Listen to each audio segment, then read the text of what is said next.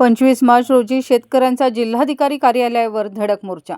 रत्नागिरी जिल्ह्यातील शेतकऱ्यांच्या गंभीर प्रश्नाबाबत भारतीय किसान संघाच्या वतीने विविध मागण्यांबाबत दिनांक 25 मार्च रोजी रत्नागिरी जिल्ह्यातील शेतकऱ्यांचा धडक मोर्चा सकाळी 11 ते दुपारी 2 या कालावधीत जिल्हा शासकीय रुग्णालय ते जिल्हाधिकारी कार्यालय येथे काढण्यात येणार आहे. त्यानंतर जिल्हाधिकाऱ्यांना निवेदन देण्यात येणार आहे. शेतकऱ्यांच्या काही प्रमुख मागण्या आहेत. आंबा व काजू पीक नुकसानीची तातडीने पाहणी करून शेतकऱ्यांना थेट बँक खात्यामध्ये मदत मिळावी. आंबा व काजू पीक विमा तसंच इतर पिकांच्या हवामानातील ट्रिगर पॉईंटमध्ये बदल तसंच पीक विमा कालावधी हा विमा हप्ता भरल्यापासून पुढील हप्त्यापर्यंत मिळावा. आंब्याप्रमाणे सुपारी मसाला पिकं यांना पीक विमा मिळावा.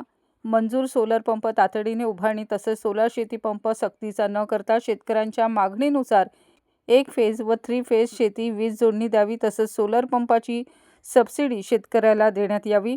अन्न सुरक्षा कायद्याअंतर्गत तसंच स्वतंत्र भारताचा नागरिक म्हणून भयमुक्त शेतीचा अधिकार यासाठी शेतीला वन्य प्राण्यांचा होणारा उपद्रव थांबवण्यासाठी परिणामकारक उपाययोजना करावी. ई-पीक ॲप यामध्ये असणाऱ्या तांत्रिक त्रुटी व त्याचे होत असलेले दुष्परिणाम यापासून शेतकऱ्यांना दिलासा मिळावा.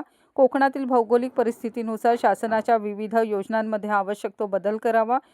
जिल्ह्यातील सिंचन प्रकल्पांच्या नादुरुस्त सिंचन व्यवस्थांची तातडीने दुरुस्ती होऊन शेतकऱ्यांना सिंचन करण्यास सहाय्यभूत करावी तसंच नवीन स्रोत निर्माण करून सिंचन क्षमता वाढवावी अशा काही मागण्या शेतकऱ्यांच्या आहेत.